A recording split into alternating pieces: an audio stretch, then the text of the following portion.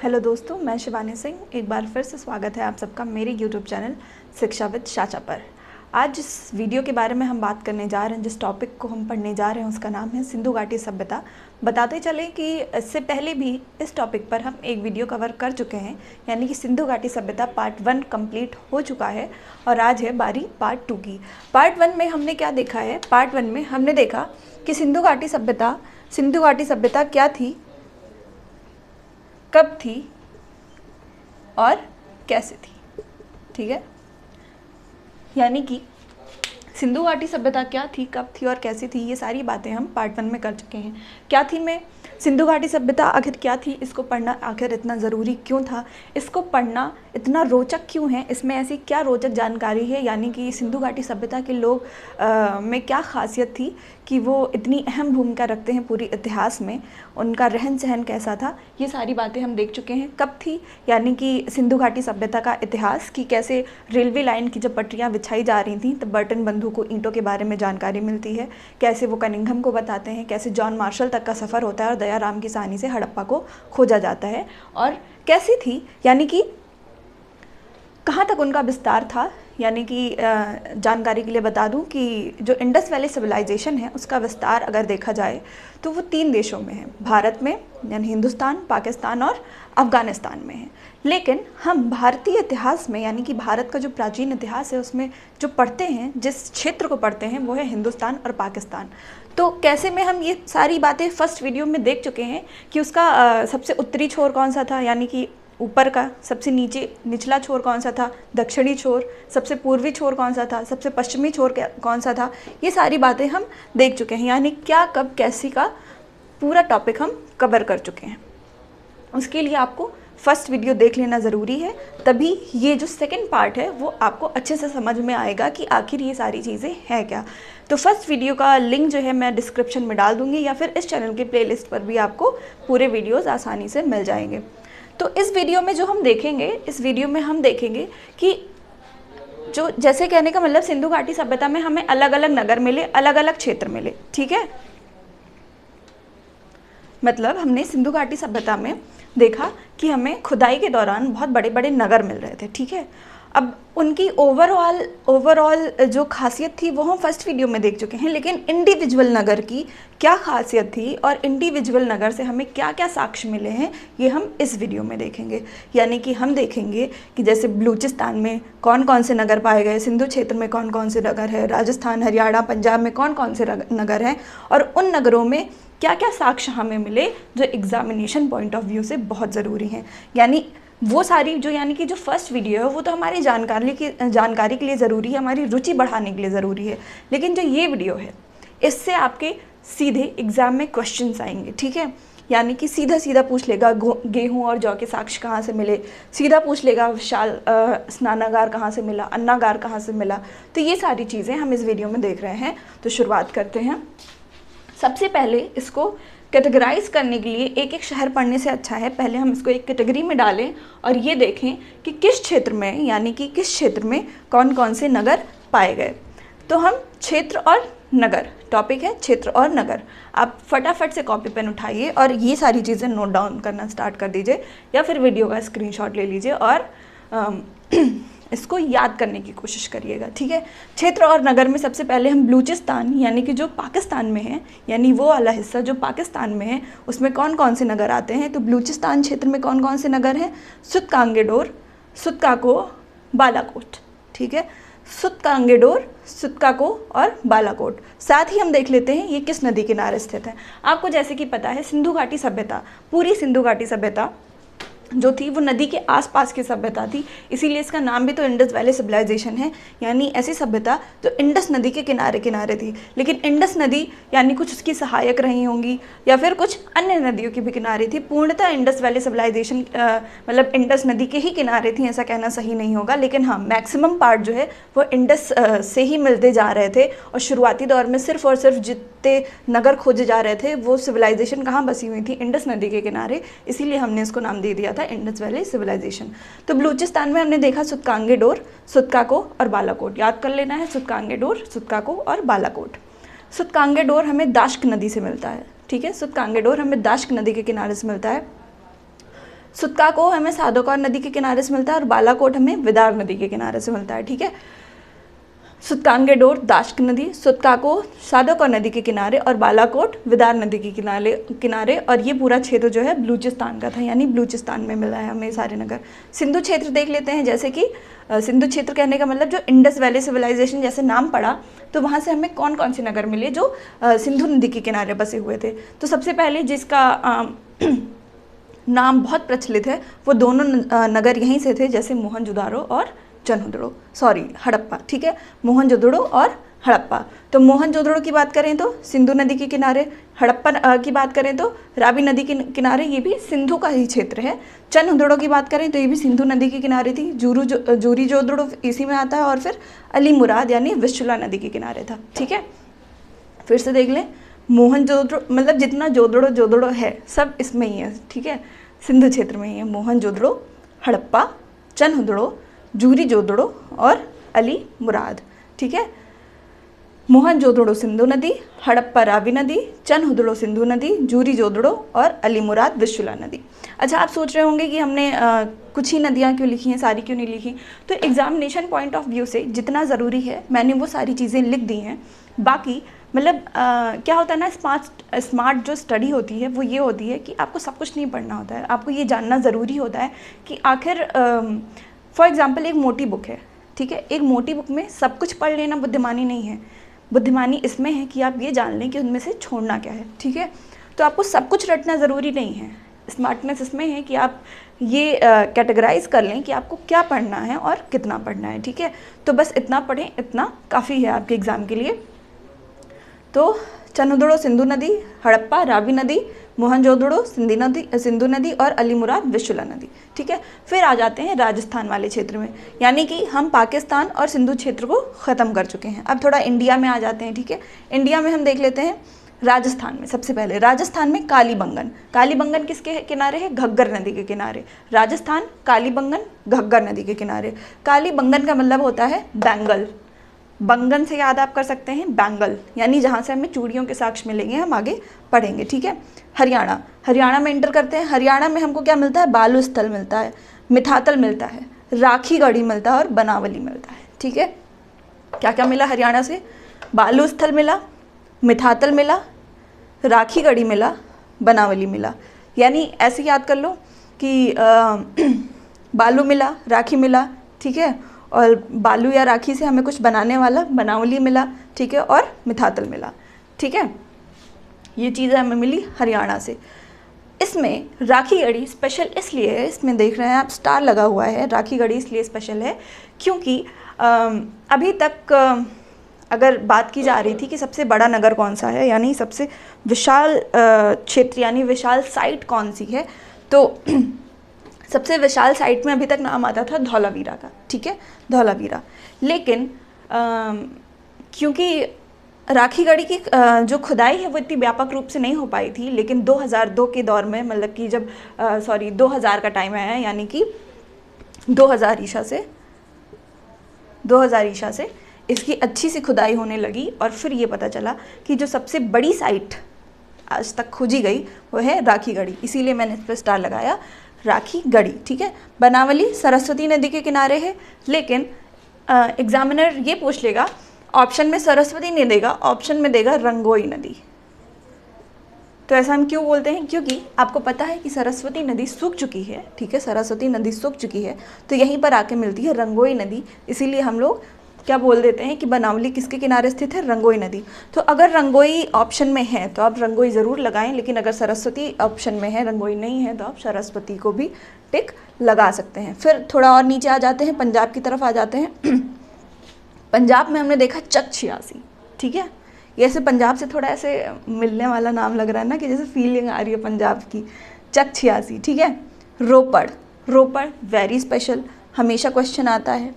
और कोटनिहंग, ठीक है, क्या? चक 86, रोपड़, कोटनिहंग। इसमें जो आपको नदी याद करनी है वो रोपड़ की याद करनी है, रोपड़ यानी सतलज, ठीक है। रोपड़ किसके किनारे था? सतलज। नदियाँ आपको सारों की नहीं याद करनी है, आप गूगल भी करेंगे तो आपकी सारी जितने नगर है सबकी नदियाँ आपको नहीं मिलेंगी। जो एग्ज़ाम ओरिएंटेड हैं उन्हीं के बारे में नदियाँ पूछी जाती हैं और वही स्पेशल भी हैं, उन्हीं को आपको पढ़ना है। आगे आप देखेंगे कि इतने मैंने नगर लिखवाए, लेकिन स्पेशलिटीज़ मैं किसी किसी की ही लिखवाऊंगी, यानी किसके साक्ष्य में कहाँ से मिले, इसलिए क्योंकि हमको सारा रटना ज़रूरी नहीं है, हमको वो पढ़ना ज़रूरी है जो एग्ज़ाम में आए। ठीक है, तो हमने क्या देखा कि पंजाब में चक 86, रोपड़ जो कि सतलज किनारे बसी हुई थी, और कोटनिहंग। ठीक है, फिर गुजरात में आ जाते हैं नंबर 6, यानी कि हम बलूचिस्तान में देख चुके हैं, सिंधु क्षेत्र देख चुके हैं, राजस्थान देख चुके हैं, हरियाणा देख चुके हैं, पंजाब देख चुके हैं। अब आएंगे गुजरात क्षेत्र में। गुजरात में हमको मिलता है क्या? लोथल। वेरी इंपॉर्टेंट, क्योंकि ये डाकयार्ड था, यानी गोदीवाड़ा था, जहाँ पर जहाज आके रुकते थे, यानी कि इनका गोदीवाड़ा मानव निर्मित गोदीवाड़ा था। ठीक है, बंदरगाह लोथल, ये भोगवा नदी के किनारे है। ठीक है, भोगवा नदी के किनारे है लोथल। ठीक है, क्योंकि लोथल इंपॉर्टेंट है, जैसे रोपड़ इंपॉर्टेंट था सतलज नदी किनारे, वैसे लोथल इंपॉर्टेंट है भोगवा नदी किनारे। फिर आएगा सुरकोटड़ा। ठीक है, इस सुरकोटड़ा को सुरकोटड़ा भी कहते हैं, सुरकोटजी भी कहते हैं, सुरकोटरा भी कहते हैं। ठीक है, तो ये आप देख लीजिएगा, बस सुरकोट मिलना चाहिए, उसके आगे रा हो, जी हो, टा हो, कुछ भी हो, आप यही टिक मारेंगे। ठीक है, धौलावीरा। धौलावीरा जो है ये इकलौता ऐसा नगर है, धौलावीरा, ये किसी नदी किनारे ना होकर जो गुजरात का कच्छ है ना, उसके दलदल से मिली हुई है। जो कच्छ है ना, ग्रेट रन ऑफ कच्छ नाम आपने सुना होगा, कच्छ के दलदल किनारे बसी हुई थी कौन? धौलावीरा, जो कि गुजरात में स्थित है। ठीक है, तो गुजरात में आप देख लेंगे धौलावीरा। धौलावीरा जैसे मैंने आपको पहले बताया कि राखीगढ़ी से पहले जो सबसे बड़ी साइट थी वो धौलावीरा को मानी जाती थी। ठीक है, आप सबसे बड़ी साइट अगर साइट में देखें तो सबसे बड़ी साइट को आप नंबर वाइज लिख सकते हैं ना, 1 2 3 4, टॉप 4 देख लेते हैं। आप देख लीजिए कि इसमें राखीगढ़ी आएगा,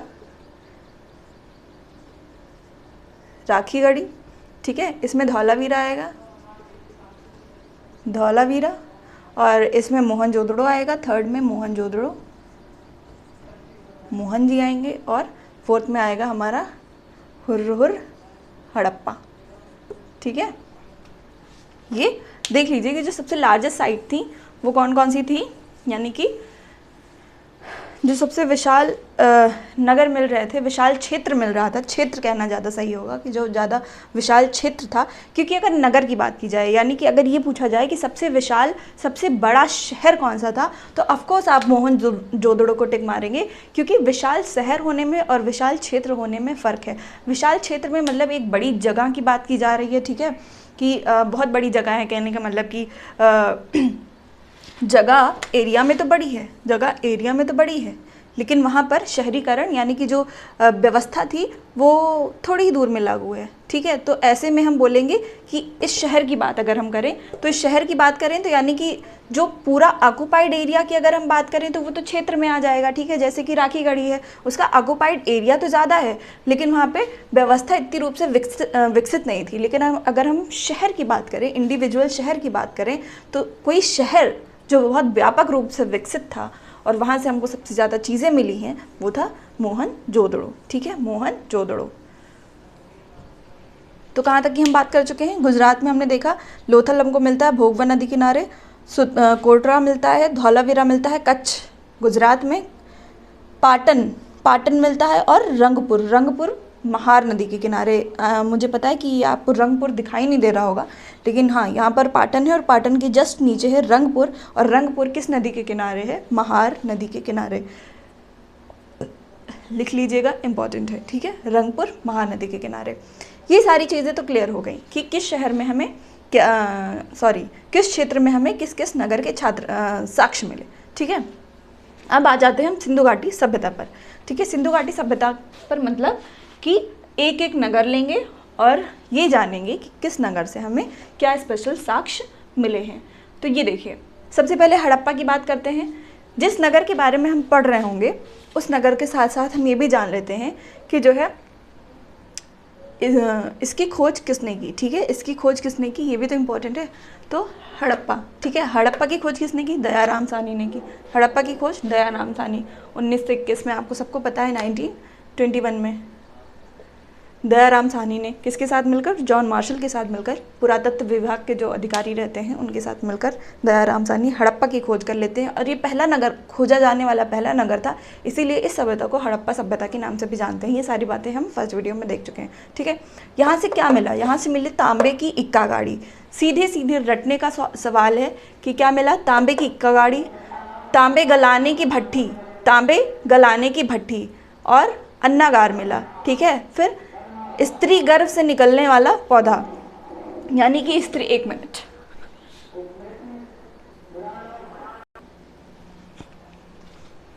हमारे यहाँ बगल में पूजा हो रही है तो उससे थोड़ा सा डिस्टरबेंस हो रहा है, सब माइक लगा के गाना बजाना कर रहे हैं। तो हमने क्या देखा कि हड़प्पा में हमें तांबे की इक्का गाड़ी, तांबा गलाने की भट्ठी, अन्नागार, स्त्री गर्भ से निकलता हुआ पौधा, यानी कि स्त्री के गर्भ से निकलता हुआ पौधा। सोचिए क्या गजब की चित्रकारी थी कि स्त्री के गर्भ से निकलता हुआ पौधा दिखाया गया है, यानी कि बच्चे का चित्रण किया गया होगा जिसमें कि मतलब स्त्री गर्भ से पौधा निकलते हुए दिखाया गया था कि, और उसका विकास दिखाया गया था, ठीक है। यानी ये हमको जानकारी कहाँ से मिली है, ये हमको जानकारी मिली है हड़प्पा से। अन्नागार पॉइंट कर लीजिए कि हमको अन्नागार हड़प्पा से तो मिला ही मिला है, लेकिन हमको अन्नागार मोहनजोदड़ो से भी मिला है, जो कि फ़र्क इतना था कि इनका अन्नागार, अगर पूछे कि जैसे अन्नागार कहाँ से मिला, तो अन्नागार तो हमको दोनों ही जगह से मिला था, ठीक है। लेकिन अगर ऑप्शन में एक या एक होता है तो आप एक ही लगाएंगे, ठीक है। अगर हड़प्पा होता है तो हड़प्पा भी लगा सकते हैं, अगर मोहनजोदड़ो है तो मोहनजोदड़ो भी लगा सकते हैं, ठीक है। लेकिन क्वेश्चन ये आए कि विशाल अन्नागार, यानी विशाल अन्नागार कहाँ से मिला, तो विशाल अन्नागार जो है कहाँ से मिला आपका, वो मिला है मोहनजोदड़ो से। इनका अन्नागार कैसे था, यानी कि आप इसको कोल्ड स्टोरेज कह सकते हैं आज के टाइम का, यानी कि ऐसे पंक्तियों में होता था, 2 पंक्तियाँ होती थी, 6 कमरे इधर और 6 कमरे इधर। सोचिए क्या गजब की व्यवस्था थी इनकी, ठीक है। यानी कि 6 इधर ये मिलकर ऐसे ही पूरा हॉल में ऐसे 6 रूम इधर एक पंक्ति में और 6 रूम इस पंक्ति में बनाकर एक कोल्ड स्टोरेज बनाते थे, जिसको हम कहते थे अन्नागार, यानी अन्न रखने की जगह, यानी कि अन्न भंडार, ठीक है। तो अन्नागार दोनों जगह मिला, लेकिन अगर क्वेश्चन आए कि विशाल अन्नागार कहाँ मिला, तो हम मोहनजोदड़ो में बांधेंगे टिक, ठीक है। स्त्री गर्भ से निकलता हुआ पौधा, ठीक है। गेहूँ और जौ के साक्ष्य, गेहूँ और जौ के साक्ष्य हमको कहाँ से मिलते हैं, हड़प्पा में। मैंने आपको फर्स्ट वीडियो में बताया था कि पूरे विश्व में प्राचीनतम कपास के साक्ष्य कहाँ से मिलते हैं, तो वो इंडस वैली सिविलाइजेशन से ही मिलते हैं। तो अगर प्राचीनतम, ठीक है, अगर प्राचीनतम पूछा जाए कि प्राचीनतम उपज कौन सी थी, प्राचीनतम खेती कौन सी थी या प्राचीनतम फसल कौन सी थी, तो आप ऑफकोर्स कपास को लगाएंगे। लेकिन अगर पूछे गेहूं और जौ के साक्ष्य कहाँ मिले, तो हड़प्पा से मिले। लेकिन आप इसको ये ना मानिएगा कि गेहूं और जौ से पहले कोई फसल नहीं थी। कौन सी फसल थी, कपास की फसल थी, और ये पूरे विश्व में सबसे प्राचीनतम थी, ठीक है। फिर आते हैं मोहनजोदड़ो पर। मोहनजोदड़ो राखलदास बनर्जी में अगले ही साल हो गया था, 1922 में ही इसकी खोज हो गई थी, जहाँ से हमको क्या मिलता है, पशुपति की मूर्ति मिलती है, ठीक है। यहाँ से मूर्तियाँ हमें ज़्यादा मिलेंगी, ठीक है, यहाँ से हमको मूर्ति ज़्यादा मिलेगी। देखिए पशुपति की मूर्ति मोहनजोदड़ो। अच्छा, इसको याद करने का आपने सबने देखी ही होगी, और नहीं देखी होगी तो एक बार देख लीजिएगा, क्योंकि चीज़ें जो है वो माइंड में सेट हो जाती हैं। तो आपने देखा होगा मोहनजोदड़ो जो पिक्चर है, ठीक है, उसमें पशुपति की मूर्ति वगैरह दिखाई गई हैं, ठीक है, कि मतलब कुछ चीज़ें उसमें दिखाई गई हैं। तो अगर आप जैसे उसमें स्नानागार भी दिखाया गया है, अन्नागार भी दिखाया गया है, तो अगर आप देखे रहेंगे तो क्या होता है ना कि जो चीज़ हम पढ़ते हैं उससे ज़्यादा वो याद रहता है जो चीज़ हम देखते हैं, ठीक है। पढ़ा हुआ भूल सकता है लेकिन देखा हुआ नहीं भूलता है। तो आप देखिएगा, अच्छी मूवी है, ठीक है। पशुपति की मूर्ति यहाँ से मिली। नटराज की मूर्ति, यानी वो जो नटराज ऐसे शंकर भगवान नटराज अवस्था में होते हैं ना, वो वाली मूर्ति कहाँ से मिलती है हमको, मोहनजोदड़ो से मिलती है। कांसे की नर्तकी की मूर्ति, ठीक है, कांसे की नर्तकी ऐसे कमर पे हाथ रख के खड़ी हुई है, वो दे तो पोज रही है लेकिन पता नहीं क्यों नर्तकी बोलते हैं इतिहासकार उसको। कांसे की नर्तकी की मूर्ति, ठीक है। दाढ़ी वाले महादेव, दाढ़ी वाले महादेव मतलब ऐसे थे, फॉर एग्जाम्पल कि ये फेस था, आपने देखा होगा इंडस वैली सिविलाइजेशन का, आप जब भी सर्च करेंगे तो एक ऐसे बूढ़ा आदमी का फेस होता है, मान लो कैसा भी है, ये आँखें हैं, ये नोज़ है, ठीक है। यहाँ पर इनकी ऐसे दाढ़ी जो होती है ऐसे ना, ये ऐसे लाइन होती है, ऐसे दाढ़ी दिखाई जाती है, ठीक है। मूंछ नहीं होती, दाढ़ी ऐसे होती है, तो यानी दाढ़ी वाले महादेव इनको कहते हैं, दाढ़ी वाले महादेव। मतलब इनकी ऐसे दाढ़ी जैसे किसी ने कंघा कर दी और अलग अलग ऐसे लेयर्स ऐसे खींच खींच के अलग उसको चिपका दी हो, मतलब वो मिक्स नहीं है बाल आपस में। दाढ़ी वाले महादेव की मूर्ति, ठीक है। स्वास्तिक का चिन्ह भी यहीं से मिलता है। कहाँ से मिलता है, देखो कितनी इंपॉर्टेंट चीज़ है। स्वास्तिक का चिन्ह, आपको पता है कि स्वास्तिक कैसे बनाते हैं, मुझे बताओ कि स्वास्तिक कैसे बनाते हैं। स्वास्तिक जो है मैं आपको बताती हूँ, सबसे इजी ट्रिक, क्योंकि हमेशा हम लोग भूल जाते हैं ना कि स्वास्तिक ऐसे बनेगा या ऐसे बनेगा, ठीक है। आप में से जो जानते हैं अच्छी बात है, जो नहीं जानते हैं वो जान लें कि एस से स्वास्तिक, ठीक है, एस से स्वास्तिक होता है ना, स्वास्तिक किससे स्टार्ट होता है, एस से, तो यानी कि चिन्ह में भी हम एस बनाएंगे। सबसे पहले हमें एस बना देना है। सा से स्वास्तिक ऐसे भी बोल सकते हैं, सा से स्वास्तिक, सा से स्वास्तिक, यानी ये बना दिया एस, ठीक है, एस से स्वास्तिक। अब ये बन गया ना, इसको थोड़ा मॉडिफाई कर देना है, थोड़ा सा मॉडिफाई कर देना है, और ये मतलब ये एस ही तो है, आप देखो ये एस ही तो है, तो बस एस से स्वास्तिक और स्वास्तिक का चिन्ह ये बना दिया आपने, और ये बन गया। इसको बस थोड़ा सा मॉडिफाई कर देना है,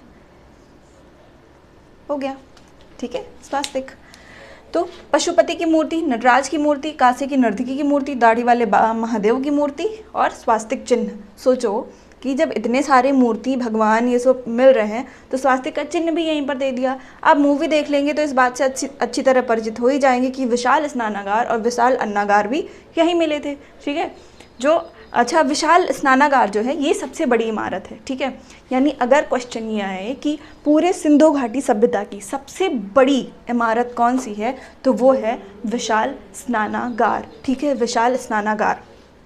नहाने की जगह थी, बहुत बड़ी ऐसे नहाने की जगह थी, बहुत बड़ी थी। वहाँ पे ऐसे उतर के सीढ़ियाँ लगी हुई थी, सीढ़ियों से लोग उतर के आते थे।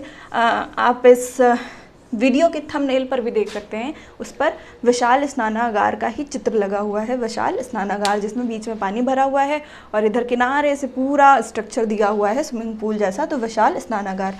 अन्नागार और सूती धागा भी हमको यहीं से मिलता है। और सर्वाधिक जनसंख्या, आप देख रहे होंगे कि जैसे मैंने आपको बताया कि क्षेत्र के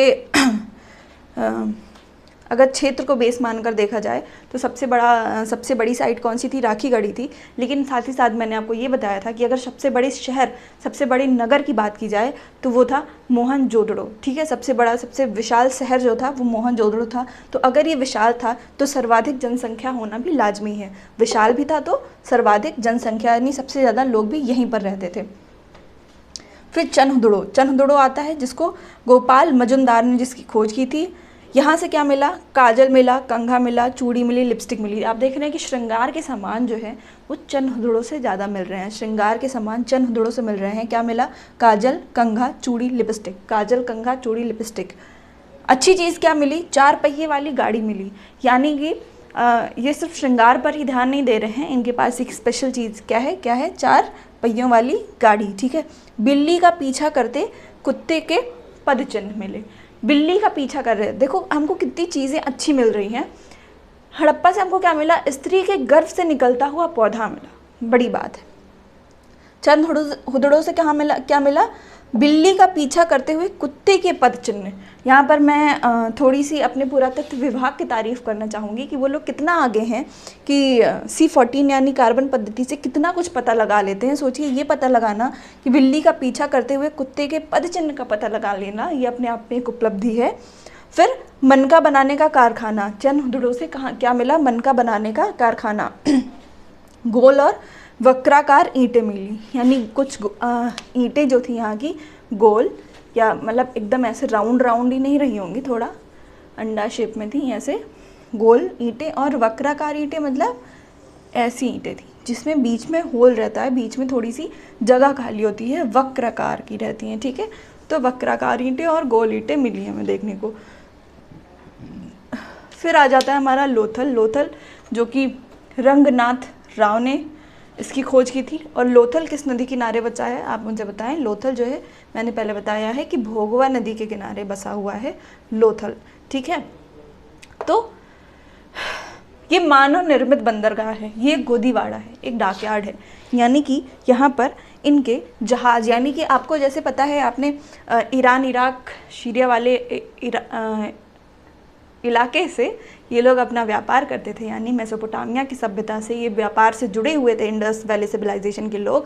तो जाहिर सी बात है कि जहाज़ द्वारा आते जाते होंगे। तो इन्होंने जो अपना गोदीवाड़ा बनाया था वो किस शहर को बनाया था? लोथल को बनाया था। यहाँ पर इनके जहाज़ यानी कि बंदरगाह ये था और यहाँ पे इनके जहाज़ देखने को मिलते थे, यानी इनका ये गोदीवाड़ा था। ठीक है, लोथल में ही हमको युगल समाधियाँ देखने को मिल रही हैं। युगल समाधियाँ मतलब कि जोड़े में समाधियाँ। ठीक है, मतलब कि जैसे हस्बैंड वाइफ के जोड़े में कई कई समाधियाँ, मतलब 20-20 समाधियाँ। 20 समाधियाँ मतलब कि युगल समाधि अगर हम कहें 20 समाधि, तो यानी वो 40 लोग की समाधि होगी, यानी कि 20 जोड़ा उसमें होगा, हस्बैंड वाइफ का 20 जोड़ा होगा, यानी कि 40 लोग होंगे। तो ऐसी 20-20 समाधियाँ देखने को मिली, युगल समाधियाँ हमें देखने को मिली। यानी साक्ष्य, युगल समाधियों के साक्ष्य कहाँ से मिलते हैं? लोथल से मिलते हैं। लोथल क्या था? गोदीवाड़ा था। हाथी के दांत कहाँ से मिले? हाथी के दांत भी हमें लोथल से मिले। मम्मी का मॉडल भी हमें लोथल से देखने को मिलता है। अब ऐसे कह सकते हैं ना कि जहाँ दूर दूर से लोग जब इस एरिया में आते होंगे, लोथल के एरिया से जब व्यापार होता था तो यहाँ पे लोग आते होंगे, तो आप ये कह सकते हैं कि यहाँ के लोग थोड़ा विकसित रहे होंगे, तो इन लोगों ने मम्मी का मॉडल बनाना शुरू कर दिया था। लोमड़ी और चिड़िया का चित्र यहाँ से देखने को मिलता है। लोमड़ी और चिड़िया की कहानियाँ आप सबने सुनी है कि कैसे चिड़िया अपने मुंह में खाना लेकर बैठी होती है और लोमड़ी नीचे रहती है, तो उसको खाना चाहिए होता है, तो वो बस उसकी तारीफ करती है कि कुछ गा के सुनाओ, और खाना उस चिड़िया के मुंह से गिरता है और लोमड़ी लेके चली जाती है। तो इसका साक्ष्य भी हमें कहाँ से मिला? लोमड़ी और चिड़िया का चित्र। ठीक है, ये कहाँ से मिला? लोथल से मिला। फिर सिलबट्टा, तराजू, ये सब कहाँ से मिला? लोथल से मिला। आप देख सकते हैं कि यहाँ पे मतलब लोग आ रहे हैं। ठीक है, लोग आ रहे हैं व्यापार करने के लिए, तो आप ऐसे याद कर सकते हैं कि ये गोदीवाड़ा है भाई, यहाँ पे लोग व्यापार करने आ रहे हैं, तो इसीलिए यहाँ पर तराजू मिलना लाजमी है। ठीक है, तराजू किसकी थी? मिट्टी की थी। सिलबट्टा था यहाँ पर, और दिशा मापक यंत्र था। गोदीवाड़ा है, यहाँ पे लोग आ रहे हैं। ठीक है, मेसोपोटामिया के लोग यहाँ पर आ रहे हैं व्यापार करने, तो ऑफकोर्स इनके पास दिशा मापक यंत्र होगा, जिससे ये पता लगा लेते होंगे कि कैसे, कौन सी दिशा किधर है, यानी दिशा मापक यंत्र इनके पास था। फिर आता है धौलावीरा पढ़ते हैं। ठीक है, धौलावीरा में हमने देखा रविंद्र सिंह बिष्ट जी ने इसकी खोज की थी। किसने? रविंद्र सिंह बिष्ट जी ने। धौलावीरा में हम दो ही खास बात पढ़ेंगे, एक व्यवस्थित जल निकास, ये मैंने आपको फर्स्ट वीडियो में भी बताया था, व्यवस्थित जल निकासी इनके पास थी, और जल कुंड भी इनके पास था। ठीक है, व्यवस्थित जल निकासी कहने का मतलब इनके जो लोग थे, ये इतना सुव्यवस्थित जल प्रणाली थी इनकी, कहने का मतलब कि हमारे घरों से जैसे ये नालियाँ निकलती हैं, ठीक है, नालियाँ निकलती हैं, तो इधर फिर छोटे छोटे हम गड्ढे गहरे बनाते हैं, जहाँ से हम नालियों को साफ करते हैं। ठीक है, फिर नालियाँ आगे बढ़ती हैं और आगे चल के किसी बड़े नाले में मिल जाती हैं। तो ये व्यवस्था जो आज की है वो इनके पास पहले से ही थी, यानी उस दौर में भी ये इसी व्यवस्था को फॉलो करते थे, यानी कि सुव्यवस्थित जल प्रणाली थी इनके पास, और जल कुंड भी था। ठीक है, तो जल के लिए धौलावीरा को देखो, धौलावीरा में ला आता है ना, और ला से क्या है? जल, धौलावीरा जल। ठीक है, इसको आप इतना ही याद कर लेंगे। बाकी रविंद्र कुमार बिष्ट जी ने इसकी खोज की थी। सुरकोटरा की खोज जो है जगपति जोशी ने करी थी। यहाँ से आपको एक ही चीज़ इंपॉर्टेंट याद करनी है कि घोड़े की अस्थियाँ कहाँ से मिली। हाथी के दांत अगर बात की जाए, हाथी के दांत कहाँ से मिले? आपको लोथल से मिले। घोड़े की अस्थियों की बात की जाए तो वो सुरकोटरा से मिले। वहीं पर हम देखेंगे कि ऊँट की हड्डी हमें कालीबंगन से मिलेगी। ठीक है, क्या हाथी के दांत कहाँ से मिले? लोथल से मिले।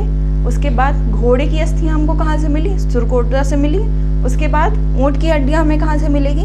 कालीबंगन से मिलेगी। Is it clear? तो कालीबंगन में हम देख लेते हैं। सबसे पहले आपको मैंने बताया था, बंगन से याद कर लीजिएगा बैंगल, यानी यहाँ से चूड़ियाँ हमें मिलेगी। आप ये थोड़ा सा डिफ्रेंशिएट करके रखिएगा कि चन उधड़ों से हमें मेकअप के सामान मिलते हैं, काजल, कंघल, लिपस्टिक, चूड़ी, ये सारी चीज़ें मिलती हैं। चूड़ी लिखना यहाँ पर सही नहीं होगा, मतलब चूड़ी भी यहाँ पे मिली थी, लेकिन आप गलती कर देंगे ये कि अगर एग्जाम में क्वेश्चन आए कि चूड़ियों के साक्ष्य हमें कहाँ से मिले, तो एग्जामिनर का मूड होगा कालीबंगन सुनने का, लेकिन आप चंद दुड़ो मार के आ जाएं। कहने का मतलब हड़प्पा में भी तो देखो ना, अन्नागार दोनों जगह मिला, लेकिन विशाल अन्नागार कहाँ मिला? तो यानी एग्जामिनेशन पॉइंट ऑफ व्यू से सबसे ज़्यादा इंपॉर्टेंट मोहनजोदड़ो है, ठीक है। मिला तो हालांकि ये सारे अब क्या गेहूँ और जौ कहीं और नहीं मिलेंगे, लेकिन सर्वप्रथम यहीं पर मिले ना, तो हम क्वेश्चन में टिक किसको मारेंगे, हड़प्पा को ही मारेंगे। तो वैसे चूड़ियाँ यहाँ पर भी मिली, नो डाउट कि नहीं मिली, ऐसा नहीं कि कुछ गलत लिखा हुआ था, लेकिन आपके दिमाग में क्या हो जाएगा, चंद हुदड़ो बस जाएगा तो काली बंगन निकल जाएगा। तो बैंगल, बंगन से बैंगल याद रखिएगा। चूड़ियाँ यहाँ पर मिट्टी की चूड़ियाँ थी। अच्छा, चूड़ियाँ पूछे तो भी काली बंगन लगा देना, मिट्टी की चूड़ियाँ पूछे तो भी काली बंगन लगा देना।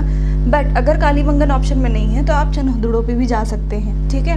काली बंगन, चना, यहाँ से चना के साक्ष्य मिलते हैं सर्वप्रथम, सरसों के साक्ष्य मिलते हैं, मिट्टी की चूड़ियाँ मिलती हैं, जुते हुए खेत मिलते हैं, ठीक है। ये याद कर लीजिएगा, इंपॉर्टेंट है, जुते हुए खेत, यानी जुते हुए खेत के साक्ष्य कहाँ से मिलते हैं हमको, तो वो काली बंगन से मिलते हैं। फिर देखते हैं कि जुता हुआ खेत है और लकड़ी का हल भी है, इंपॉर्टेंट है, जुता हुआ खेत भी है और लकड़ी का हल भी है, ऊँट की हड्डी भी है, ठीक है।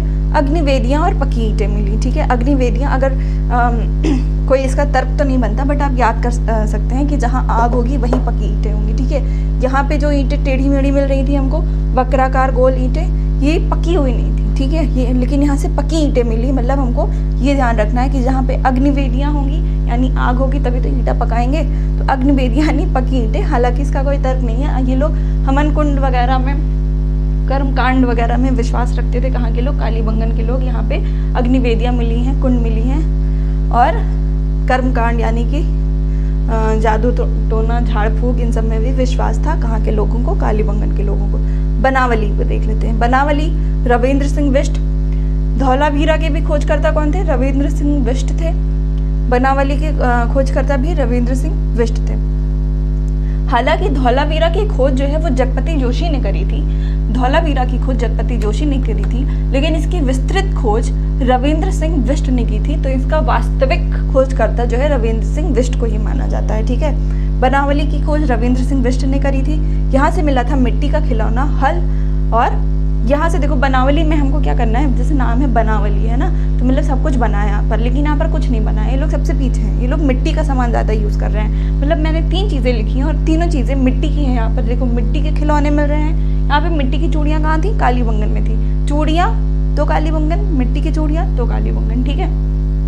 बनावली में हमने क्या देखा कि मिट्टी के खिलौने हैं, यहाँ पर मिट्टी का हल है और मातृ देवी की मृण मूर्ति है, ठीक है, मातृ देवी की मृण मूर्ति है। मृण मूर्ति मतलब ये भी मिट्टी की है, मृण मूर्ति मतलब मिट्टी की मूर्ति है, किसकी, मातृ देवी की। मिट्टी का खिलौना तो है ही, और एक शब्द आएगा आपके पास टेराकोटा, ठीक है। टेराकोटा का हल कहाँ मिला, तो बनावली है, टेराकोटा, नाम लिख दूँ, टेराकोटा का हल, टेराकोटा का हल पूछेंगे कहाँ मिलेगा, तो बनावली है। बेसिकली टेराकोटा मतलब मिट्टी का हल ही है, मतलब मिट्टी के हल को ही टेराकोटा का हल कहते हैं। तो टेराकोटा का हल कहाँ से मिला हमको, बनावली से मिला। सब कुछ मिट्टी वाला है यहाँ पर। फिर रोपड़, यज्ञदत्त शर्मा रोपड़ की खोज करे थे, यज्ञदत्त शर्मा। और ये क्या हो गया, माइक का कवर निकल गया। रोपड़ की खासियत क्या है, मानव के साथ कुत्ते को दफनाने का साक्ष्य। अगर क्वेश्चन में ये आ जाए कि मानव के साथ कुत्ते को दफनाने का साक्ष्य कहाँ से मिला, तो सीधी सीधी लाइन है कि मानव के साथ कुत्ते को दफनाने का साक्ष्य कहाँ से मिला, रोपड़ से मिला, ठीक है। यानी ऐसे याद कर सकते हैं आप कि जैसे रोपड़, एक हिंदी में आपने शब्द सुना होगा कि रोपना, जैसे कोई चीज़ गिराते हैं ना, कोई गिरा रहा होता है धान सरसों ऐसे, तो उसको जो स्टोर कर रहा होता है तो कहते हैं ना ये रोप लो, रोपना, है ना, यानी उसमें डाल देना, कोई डाल रहा है तो उसको रोपना। तो रोपड़, रोपड़ यानी कि आदमी के साथ कुत्ते को रोप दिया गया, यानी वो जो गड्ढा था ना, वो जो गड्ढा था उसमें जैसे एक गड्ढा करते हैं, गड्ढे में आदमी को डाला, उसी में कुत्ते को भी रोप दिया, मतलब कि डाल दिया, ठीक है, डाल दिया, तो वो जो आदमी था उसने रोप लिया, ठीक है, ले लिया, कहने का मतलब कुछ भी था ये, लेकिन बस याद करने के लिए कुछ भी ही बनाना पड़ता है, ठीक है। तो रोपड़ से मानव के साथ कुत्ते को दफनाने का साक्ष्य, ठीक है। रंगपुर इसका नाम देखिए, जो रंगपुर की खोज थी वो रंगनाथ जी ने करी थी, यानी रंगपुर रंगनाथ, ठीक है। यहाँ से हमको सीधी सीधी बात है, चावल की भूसी मिली थी, कुछ नहीं, मतलब मिला तो ऑफकोर्स बहुत कुछ होगा, लेकिन चावल की भूसी जो एग्जाम ओरिएंटेड है मैं उतना ही बताऊंगी।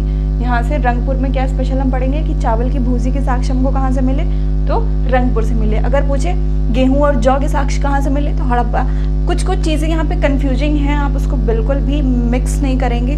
जैसे ऊँट की हड्डी कहाँ से मिली, तो कालीबंगन से मिली। हाथी के दांत कहाँ से मिले, तो लोथल से मिले। और घोड़े का अस्थि पंजर कहाँ से मिला, तो सुरकोटरा से मिला। ठीक है, कुछ कुछ चीज़ें आप बिल्कुल मिक्स नहीं करेंगे। अगर लकड़ी का हल पूछे तो कालीबंगन से मिला।